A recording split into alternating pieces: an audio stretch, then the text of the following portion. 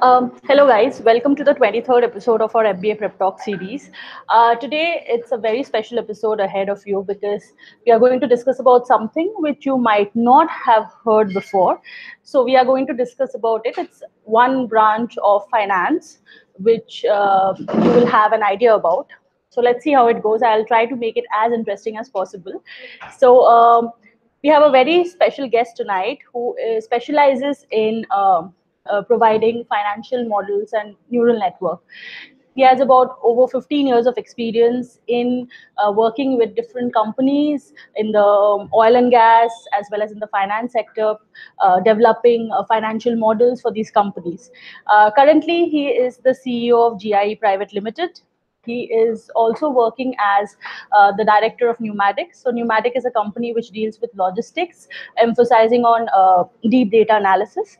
And today he is going to give you a very brief idea about how financial modeling works and how you can utilize that and you maybe use it in your post MBA journey. Um, he is no longer to the MBA world. He is an MBA in finance from the renowned INSEAD. And currently, he's basically from UK, but currently he's staying in Goa. He's having a very happy married life in Goa. And we have none other than Richard Madison. Richard, welcome to our show. Thank you. Okay, so you provide financial modeling softwares. You do financial modeling for different kind of companies. So this kind of an idea is pretty unknown to most of the people, at least the people who are right now in college. Let's say they're going to start their MBA journey. So let's start with what exactly financial modeling is. What kind of software you use? I know it's related to Excel, but if you can give a broad idea about it, and that would be great. Yeah. So, in any sort of economic problem that's more complicated than the back of an envelope with kind of simple sums, you would want to define that problem and code it and allow people to examine the details of it, stretch it for a negotiation, or to find out what value something is, or where you should spend your money and where you should drill an oil well, for instance. And there's all sorts of potential software out there to do that. But the kind of lingua franca of the finance sector is Excel.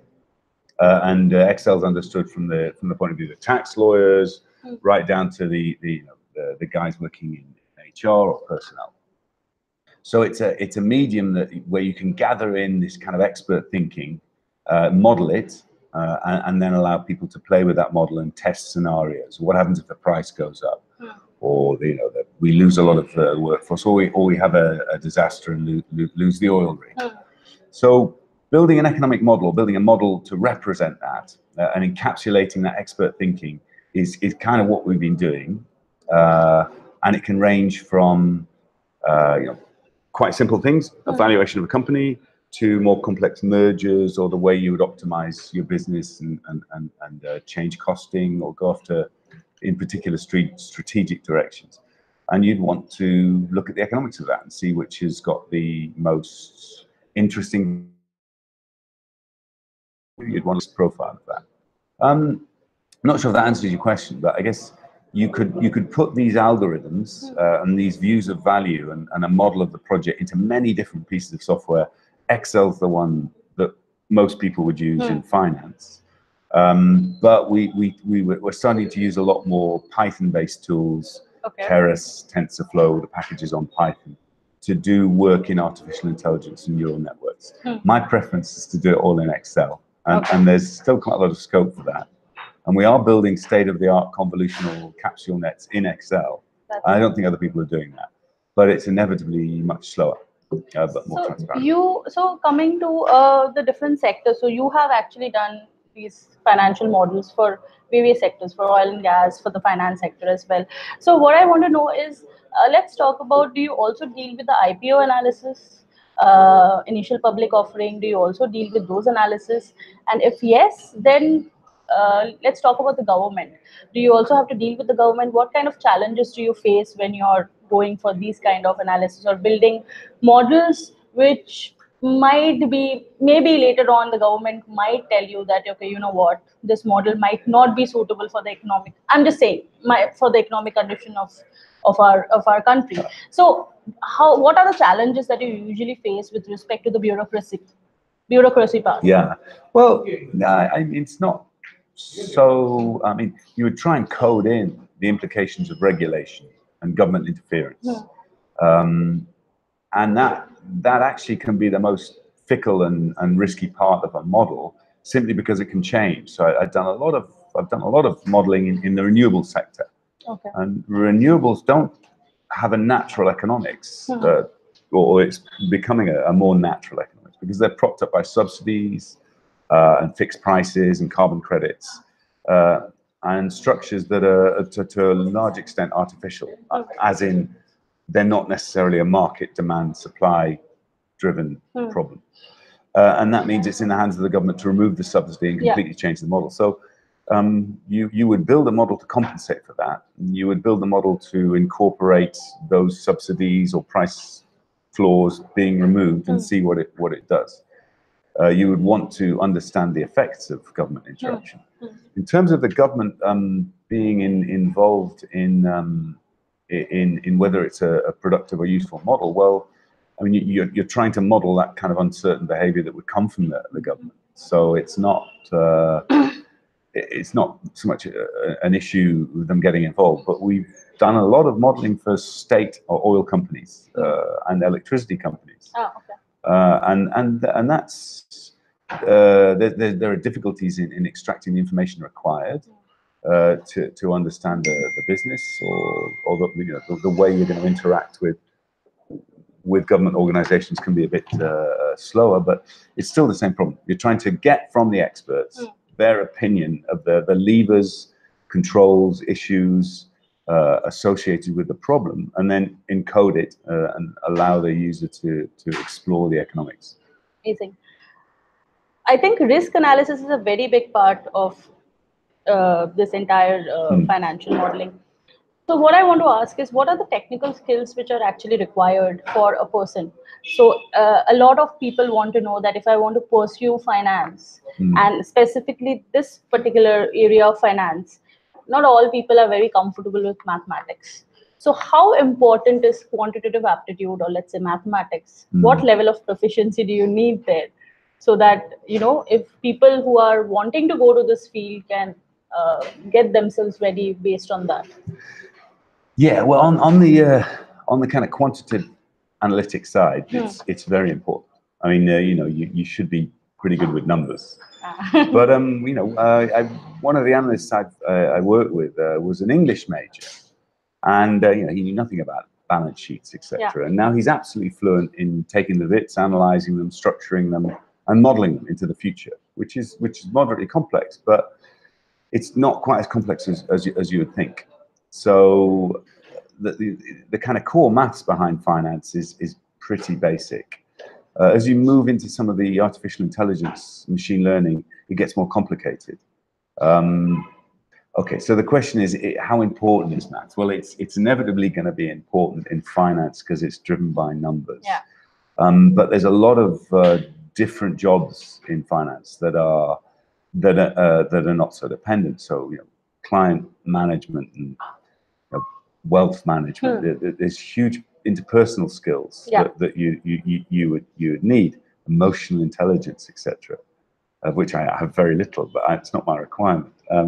But you would be supported by quants and people who would have those skills. But if you're going to interact with the finance industry and with those analysts and quantitative people, you're going to want pretty good mathematical skills. I mean, it's not really the best profession for you. I mean, if you've got skills with people, you go into the caring skills or persuasive activities. But if you want to get involved in economics and numbers, it kind of stands to reason, I think. So let's say that, considering the situation that you told us, that you have an employee who is who has a literature background, but is still doing a job. So let's say that, okay, so a basic understanding of numbers clubbed with some good soft skills can actually give you a decent chance to try for this field if you really are interested. I would think so. I mean, I would say that the bulk of the mathematics you'd encounter in finance is not really going to go above multiplication and division. Yeah. You know, it really isn't. But there's a lot of it, and you want a good feel for it. As soon as you start moving into the more complicated maths, then you know, there'll be armies of analysts to support you. But conceptually, it'd be quite good to have an understanding of some of those more complex mathematical fields. But you don't necessarily need it. And if you are exposed to moderately complicated mathematical problems like financial statements and accounting, they would come to most people over time. I think if you learn mathematics at school, you're exposed to a very broad range of disciplines and expected to get all of them, and they all build upon one another. But if you are focused on understanding the economics of a company and understanding what fully diluted means, or how an IPO, you know, how you value an IPO, the mathematics behind that is generally fairly simple. And so when it comes to IPO and these analysis, I mean, obviously your job, your profession is just not limited to making financial models. You always have to go outside, speak to people, need to have the negotiation skills. Maybe, I'm not sure about it. Maybe you can tell me. So how important networking, how important negotiating with people are in this particular profession? Well, I mean, you know, a negotiation's key in a lot of professions. It's pretty key in finance. Yeah. There's a huge amount of kind of wiggle room around a price and a deal, which is going to be dependent upon your ability to negotiate. But negotiation can be quite an analytic process in terms of deciding, you know, where your negotiating partner stands. And how you would approach that negotiating dance down to a final agreed point. So negotiation skills are essential, I would say, and it just requires a kind of fairly logical mind. But again, empathy and some of the few basic skills around negotiation would be pretty useful. So I think you can get those general skills on how to negotiate. And you'd apply them in the negotiation. But if you could pre-analyze it and understand the situation and see, you know, what are the value points for you versus the person you're negotiating with, then you're going to be in a pretty good place to get a good result from that. So I have a sub question to this. Sure. Because we talked about negotiation. Do you think introverts can actually, I mean, do you think this profession can be good for introverts? This is a question which one of our students have asked. Well, you know, finance is a hugely broad field, and if you have no urge to talk to anybody but are very good with numbers, you'll be welcomed with open arms into certain areas of finance, and they'll lock you in a dark room with black shoals. They were locked in a dark room for a long period of time, and you'll look at mathematical problems, and you will analyze and produce value from thinking with little interaction. And increasingly, we're seeing the data and the information on which you need to work devoid from the humans, so you don't actually need to interact with anybody. So yeah, it can be a fantastic job for an introvert. But as an introvert, you wouldn't really go into client management. You wouldn't really do it very well on the kind of the typical progression in investment banking, which would be, you know, analyst, associate, vice president. As you move up that tree, you're increasingly required to go out and generate business, which means talking to clients and selling. And that's not a really good skill for an introvert. Selling's not something that would come naturally, I would have thought, to an introvert. But it would, you know. But you know, as I say, there are plenty of spaces in the field for people who are good with numbers or analysis, or even. Yeah. So as you climb up the work ladder, you are required to do some amount of talking. So in that case, either you have to build those negotiation skills and networking skills, or it might not be the right. Well, again, you know, there's so many Depends options. on which vertical of finance you're going. But you don't have to extend up the typical vertical, which moves through management. into the director. And obviously, as a manager, it would help if you could empathize with your employees and get the most out of them. But there's still, many companies offer that kind of guru route where you stay in your area of specialization, particularly in something like equity research on the kind of buy or the sell side. Or, I mean, if you're interested in analyzing companies, you can get by with a lot of kind of desk-based, non-networking jobs. Yeah. How about the work-life balance? If I have to compare the Richard Madison 10 years ago to the Richard Madison now, let's say 15 years ago. Yeah, to the you probably have to do that. Because I know you've been in a company for at least 15 years. So let's say if we have to compare the Richard Madison 15 years ago to the Richard Madison now, how would you describe the work-life balance then and now? Well, I think specifically, I was an investment banker for a while in mergers and acquisition, and I think it's quite a macho culture. I mean, it is macho. It's patriarchal. You know, it's a sexist. It certainly was a sexist culture, and it's an environment where utter dedication to the job is expected. I mean, the reward's very high, and for that, you would be expected to absolutely put the job first. And it could be very long hours. I mean, I remember very early starts and late finishes, and then calls at 4 a.m. to come back in. So if you're on a deal, you'd be expected to work very hard. So I don't think the work-life balance is easy to maintain as an investment banker. And you would be against a lot of people who are prepared to sacrifice that work-life balance. But there are many fields in finance, and some very successful people I've worked with have said, no, it's 5 o'clock, I'm going home. And typically they were far more productive. I remember seeing Wolf of Wall Street, and I just love exactly that. Like that. It's exactly like that, right? No, I mean, there are a lot, obviously the work part. If you see, it's like investment bankers do have what I know is a pretty busy work schedule every day. So there is a huge comparison to you 15 years ago to now, maybe. Well, I don't know. I mean, it's I think the hours are long, but I don't think the work is necessarily hard. I mean, I saw so much time wasted during the day, which was then made up between 8 and 11 o'clock. So you would actually get everything done because you'd wasted the whole day working on the office gossip or a very long client lunch. And I think these client lunches have withered now. I think a lot of that has disappeared. It's more functional.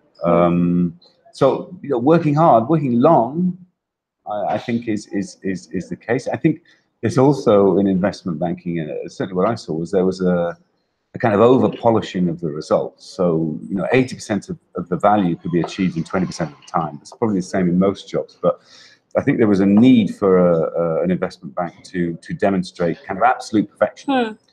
I remember the first job interview I went through at a bank, and they'd sent me a massive information memorandum on an oil asset they were selling, and asked me to look at it. This is what they do.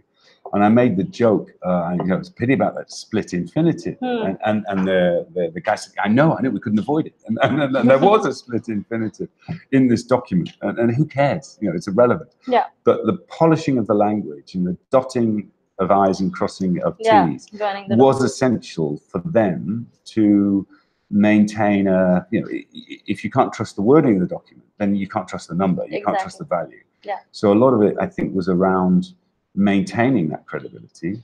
And so it was absolutely important that everything was very right. So let's say that it requires both hard work as well as smart work. So you need to be pretty efficient as well.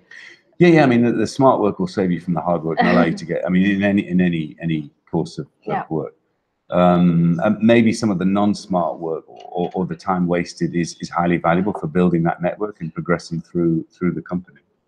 But smart work is going to save you from the mindless churn of activity. And I think you see more and more of that with these higher pressure jobs. Exactly. People cease to think creatively about how they might solve the problem. Yeah. And to actually step back and maybe go for a coffee, take a walk, could save you several hours. Maybe speak to someone, do something, but smart work is a way to go. Obviously, of course. Mixed with hard work. Let's talk about your MBA journey. So you were in NCR, and if I have to speak about the relevance of MBA in this entire career of your life. So, how would you describe that? What has been the career progression, uh, let's say, from the Yeah. time? Well, And what kind of career progression you can expect as an MBA student specializing in finance? things are changing so rapidly, and I came at it from a peculiar angle. So if I tell you about my path, it's probably the only one I can obviously do. I mean, I was an engineer, and I was working in a very specialized role for a company called Schlumberger, and I was lowering complicated tools down oil wells, nuclear tools, explosive tools, and all sorts of things. And I was kind of virtually unemployable outside of that field. I'm an expert at lowering tools down oil wells. So doing an MBA really allowed me to kind of change track. So it made me very employable. I think doing it at a quite a high-ranking MBA school was very useful because of the visibility that you get on the exit. You get a lot of recruiters there. But it also kind of acquainted me with in finance with the kind of boundaries of what thought was, where people were thinking about issues in finance. Real option pricing was a very exciting thing there. You know, how do you put the value on the ability to turn the taps off on an oil field? Traditional valuations don't really do that yet. But the optionality of closing it or turning the taps on has got a real value. How do you price it? And going to an MBA school kind of taught you the current thinking. So although you may not have had the strongest of grasp when you left, you knew it was there as an area, and you could certainly look at the book again when you'd come out of the meeting, but you had At least you know at least where to start. Yeah, and I think that gives you immense confidence as well, because you can go in with it's harder for people to bamboozle you with topics, because you've been acquainted with those topics. You've also probably got a reasonable idea of how relevant they are, or whether it really is just somebody trying to delude you. So it broadens your horizons. Now, I did an MBA, but then I looked at all sorts of career options after that. But clearly it's an MBA, so you're going to go into business administration. And I was very happy with my choice to go back to the oil sector. I went to work for oil companies as an analyst. And that was good because I had this pedigree in this sector, which played out well with employers. And then I had a fancy MBA which said, well, look, he's qualified to do our financial analysis or work on negotiations. So I found that was very helpful to progress in the existing sector. But an MBA will give you that opportunity to break out, and it certainly gave me that. But I went back to the sector, but in a very different place. I was no longer an oil rig. So I was in a nice fancy office. How about these certified courses? So if someone decides not to do an MBA, instead maybe a chartered accountant or maybe a CFA. So how relevance do you think they have when it comes to doing the job which you're doing currently? Oh, I mean, it's hugely relevant, but it's difficult to get in. I mean, something like investment banking, private equity, hedge funds, it's really restricted. Some of the brightest guys are still going to have to write 500 applications and get 500 knockbacks to get the job. So it's a sort of qualification or a ticket that you've got this. If you have that qualification, you can get into the job. Now, the availability of courses, short courses and qualifications can give you the certificate you need for a particular job. It can also give you that understanding and experience that you might feel you lack. So, I mean, I'm not sure what the answer is, but I do think that things are changing very quickly, and we're going to have to keep learning very regularly You need to adapt yourself. A career. Yeah. So you might as well get used to doing 3 months of study or a year of sabbatical and then coming back. And you might as well expect to have to retrain several times in your career. Yeah. So I think it's a really important thing. I think learning those tools and your ability to learn is pretty key nowadays as well. Okay. But specific courses, I don't know. It depends what you want to do. Perfect. How about let's talk about mergers and acquisitions. So, a lot of colleges nowadays, B schools in India as well as abroad, specifically, I know based on my personal experience, mainly in European countries, uh, they have a specialization which is mergers and acquisition, because these days mergers and acquisition is something uh, which is required in each and every company, or mainly the financial sector. So if you have to describe as to what exactly the qualities, technical qualities or technical skills a person should have to go into this field, what would that be? And how do you define this entire mergers and acquisition, sector, let's say, Yeah. function? Yeah, I mean, well, there's many functions within it. So as an investment banker in mergers and acquisitions, you might look for potential synergies, and then you could approach a client and say, hey, why don't you buy? So you would be thinking about the sector and what could change, and you think about the client or the potential client and what they could benefit from. And you could look at two companies and say, well, there's really good synergies between the two. They cover different geographies, but they do the same thing. So that's the one role. But if you then went into a company that was expanding, I suppose it would be similar, but you'd be looking at it from the point of view of the company. What are we missing? What do we want to buy? So that's the identification. But then the execution of it, a whole new set of skills, and it's lots of lawyers, lots of attention to detail. On the analytics side, which is where I was, it would be trying to make a robust model of what the value of the company is, or in the case of a merger, what the value of the merged entity might be, and how you'd pay for it, how you'd fund it, and how it might work out over time. But you're trying to understand the operations of the company, the implications of them joining together, and what advantages there are, synergies, typically laying people off, but often expanding markets, and sales that are linked with each other that might grow, or bits of technology that you want, or the opportunity to close down competition by buying certain targets. But how do companies value? Sometimes companies revalue, sometimes companies undervalue, and so how does this? I mean, when it comes to the analysis part and risk-taking part, so what factors do you take into consideration when you're valuing or revaluing a company, maybe? Yeah, well, I mean, there's quite a few ways to value a company. It depends on the type of company. If it's got lots of capital assets, long-term assets, or if it's a new growing company. But generally, discounted flat cash flow, and the idea of projecting into the future what that company might do, what it's as a machine for making money. How does it function, and what financial stream will come from the company over what period of time? What are the risks associated with that? Are fairly key aspects. I mean, there's a lot of other ways of valuing companies. Multiples based on measures of the company's net income or EBITDA, and you look at publicly traded companies and see how they compare. But they're all fairly coarse, and they don't really take into account a new or growing company. So you're trying to take a view on the future. You're trying to see what future value it would have, because that's what you're buying. That's a typical approach. I mean, obviously, you may be buying it for something else. You may be buying it for patents that it owns, or for real assets that it has.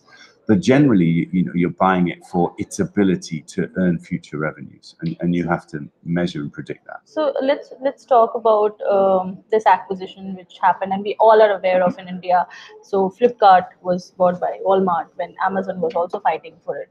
So do you think startups in India should actually go for an acquisition or for a merger, or should be acquired by a bigger company, or should go for a merger in order to sustain the losses? What do you think about that? What are your views? Well, again, I mean, it's the landscape's really changing, and I think it's like kids in a playground at the moment who haven't been slapped on the hand for stealing all of the future value. So if you've got these network effects kind of industries where if you're the first one in, you dominate. If you're Google or eBay or Amazon or Uber, that means that you need to jump in, crush all opposition, and then you dominate the field. Well, and that's the kind of kids in the playground argument that's happening now, because the assumption is that that model of market dominance and monopoly and the ability to exploit your customer base is going to be allowed to roll. And I don't think it is. But under the assumption that it is, and that a kind of a dominant position in a field allows you to earn obscene rent from the value in that sector, then yeah, it makes sense to just sustain the losses, go for as long as you can, allow your competition to die out, and end up in a kind of monopoly or very strong position. But is that going to happen? Is that sort of position likely to be sustained? I don't know. But clearly, the investors think it is, and so they're running with these huge companies that aren't making profits, still aren't making profits. And with that in mind, then throw more money at it. I mean, my view would be that these investors are doing us all a great service, and they can lose as much money as they like, because at some point the government will step in and force competition, and therefore take away all of that monopolistic advantage that investors think they're buying. So should they? I don't know. I mean, I don't know whether they should. Don't you think a little bit of competition is always good? I mean, we have seen in the past that a monopoly market never works. I mean, if not duopoly, works for the monopolist. Yeah, I mean, it's the government at the end of the day which wins. Don't you think that there is a lot of bureaucratic pressure at the end of the day on the company which is the the primary company which has acquired the rest of the companies, and it can actually not be a sustainable approach for the economy of I agree entirely. I think it's terrible. I think monopolies are terrible. I think market pressure forces companies to be efficient, and it gives customers choice. But there are strong aspects of this that are pretty broken nowadays, and I think the valuations for loss-making companies who are not going to break even for many years, that's symptomatic of an expectation that you're going to be in an almost monopolistic position and maybe not touched by the regulators. So I think competition is a really important idea. Okay, so let's talk a little bit about, go back to your financial modeling thing. So we have actually seen in the past that according to the economics theory, we mainly do all these calculations based on the fact that we believe that people are rational all the time. But I mean, let's be honest, we are not rational all the time. There has to be some amount of irrationality once in a while, maybe very few times, but there is. So don't you think there are a lot of challenges that you might face when developing the models? So what kind of, if yes, then what kind of challenges do you usually go for, and what kind of, how do you combat those kind of challenges? Well, okay. So en masse, you probably get rational actions from a human. So a valuation model is how many we're going to sell. And you kind of predict the demand in the market and make a forecast on that. So that individual irrationality is not such a feature, but you're still at the whims of the market and unexpected demand or unexpected competition. So the price, typically a price that you're looking at or a demand is really subject to variation. So, but on bulk, people will tend to act rationally, I would have thought.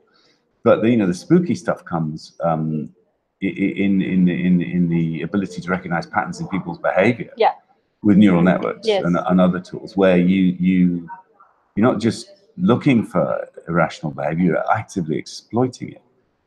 So you would look at a consumer's behavior on a micro level. This is what can happen, and you would then find chinks and weaknesses in it and exploit it. So, for instance, I mean, this is what could happen. I'm not suggesting this is happening, but if you can identify somebody's Facebook behavior as a manic depressive, and you identify they're in a manic phase, then you sell them tickets to Vegas, and that's obscene. But you're going to exploit and hack people's behavior and their fallibilities based on the trail and the pattern that they leave behind them, and that's a really frightening future world, and we're in it already. I think we're seeing elections being hacked with algorithms being able to spot people's problems, proclivities, and biases, and then jumping on them with very targeted focused approaches. But that's not, I think, what you're asking. So on the macro level, people generally would act rationally, but on a micro level, we don't. And we now have the ability to spot that and exploit it. So this is a time of, or this is the era of, let's find a suitable word for it, disruptive technology. Everybody is talking about disruptive technology. I think one of the best parts of disruptive technology, which I have myself seen, is machine learning or artificial intelligence. That's technology. So let's talk about that. You are into finance, you make financial models, and you are also into artificial intelligence. So what do you think, how does artificial intelligence impact finance? You know, I'm a big convert to artificial intelligence. But you know, what does that mean? I mean, I think it's going to have a massive effect on every industry. I think it's going to have a huge effect on finance. I mean, if you think of any industry that relies on intelligence, and you pay humans for their intelligence to diagnose your illnesses or decide how you spend your money, then if that intelligence can be provided not by a human but by an algorithm, and it can do a better job at intelligent decision.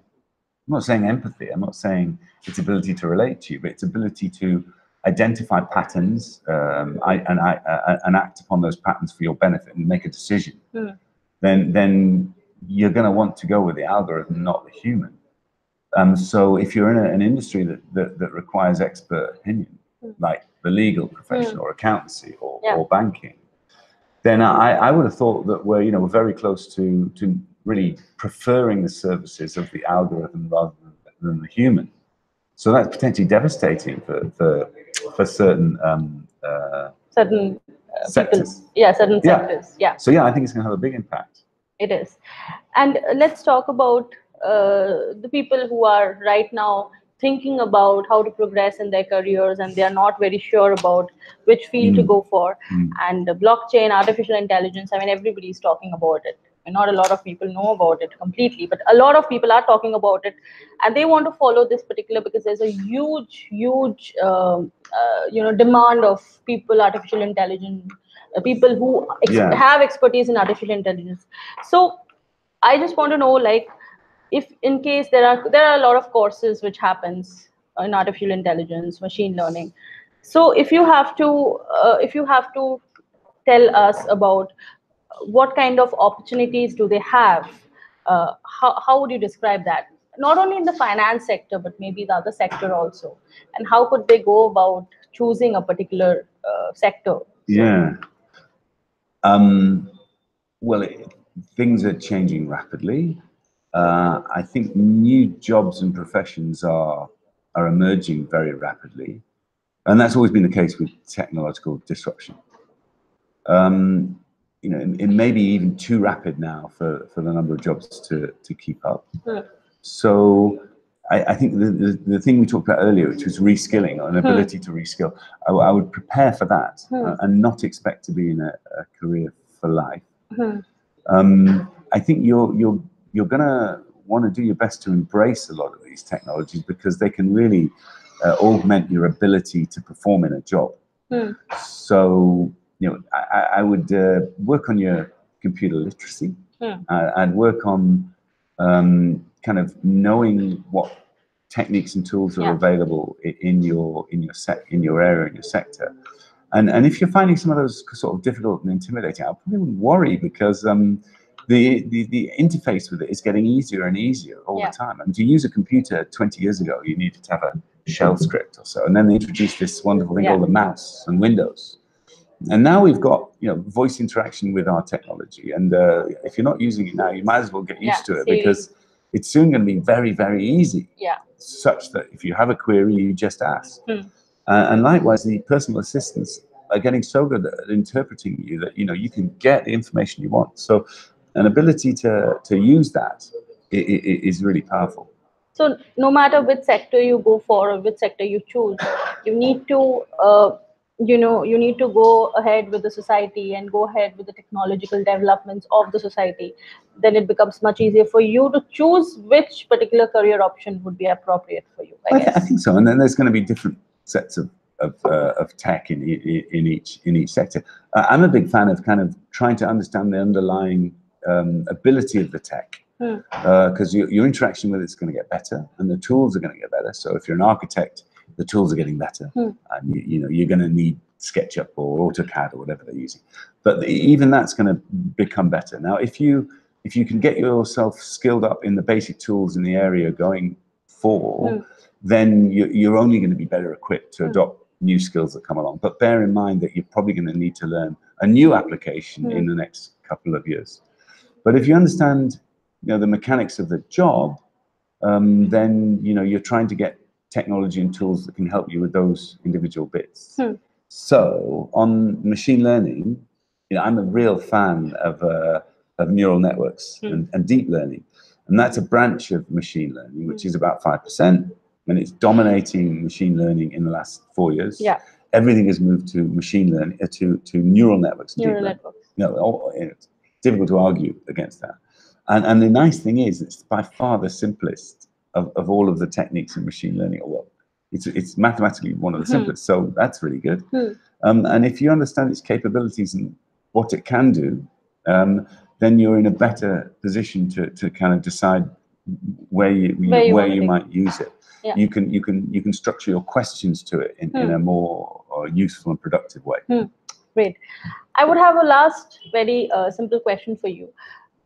Let's talk about the financial or the economic condition of this country, because most of the people who want to do an MBA, maybe here or abroad, at the end of the day, they want is good jobs, a good career progression, like you've had a nice career progression, a steady career progression. So what do you think is the future of the Indian economy when it comes to jobs in the finance sector, and specifically with respect to this disruptive technology, which you feel would be able to help the students? Maybe what's your opinion about that? But I'm reminded that in the 90s, the Americans had a commission because 9 out of 10 of their top software engineers were Indian descent and Indian educated. And, why? Why can't we produce software engineers? Why have we got all these people from India? Where's that? Is their next question. So no, I think the Indian culture and its emphasis on education is pretty key to its success.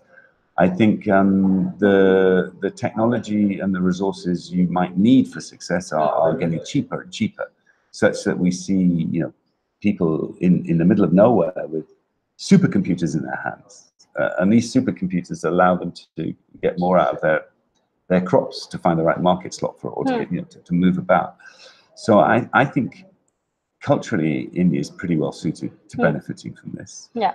I think arguably the education system, which has been quite rote In India, unfortunately, may actually be quite a good skill set to launch from when you're provided with kind of resources and a wider experience. If you have an ingrained ability to read, write, and add up, then that's probably why the software engineers in the States. So your basics have to be very strong, and you need to have a very good grounding on. I think subjects. So. I think if you've got a good grounding in reading, writing, and arithmetic, then you're going to go a long way, and you're going to be enabled as technology and tools come to make use of that. I think India's in a great place. I love it here. I've been here for 15 years.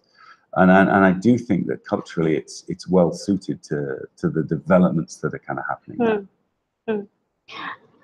Anything last? So we have a lot of people who are going to give their exams, MBA entrance exams, or will be giving GMAT, GRE, or the Indian entrance exams, and maybe next year around this time they will be in different big schools. So any important advice you want to give them with respect to the field of finance and artificial intelligence? Any particular before they go to MBA, do they have to prepare for something? What kind of skills or technical skills they should learn prior to entering a B school? Let's say not technical, but at least some amount of soft skills. Any kind of advice you want to give to our audience? Soft skills. I'm not really the right guy for soft skills. I mean, I think an ability to get on with people and network is clearly pretty key. The harder skills arguably might become less important as we have algorithms to do all of that stuff. So I think you want to kind of cultivate an open-mindedness and an ability to learn quickly. These type of skills, to be adaptive, and that's really a core human skill anyway. And to be very the willingness to learn. That's what yeah, absolutely, a willingness to learn and to expect to learn. I don't think you can expect, as I said, to be in the same career for a long time, or if you are, it's going to be unrecognizably changed. Okay. Thank you so much, Richard, for joining us. That was Richard Madison. If you have any doubts with respect to what kind of career prospects you want to choose with respect to the finance sector or artificial intelligence, you want to have a good chat with him, you can always be giving your LinkedIn address on our YouTube description, if that's fine with you. Yeah. And if in case you want to join him and learn something about artificial intelligence, maybe do a traineeship or anything, you can always contact. I cannot guarantee anything, but you can always do that. For all the students, we have a GDPI course which we have already launched. We have the personality development course. This course we will be starting from 17th of December. The LRDI course we have already launched. So all the links, all the has been provided in the description below. Tomorrow we have a session on product management and consulting. The product manager of Amazon would be joining us. So do come for tomorrow's session, learn something. And this is the time which you can use wisely to choose your specialization, at least have some amount of idea about what you can expect in a business school. So utilize this time, and I wish you all the best and have a nice evening. Bye.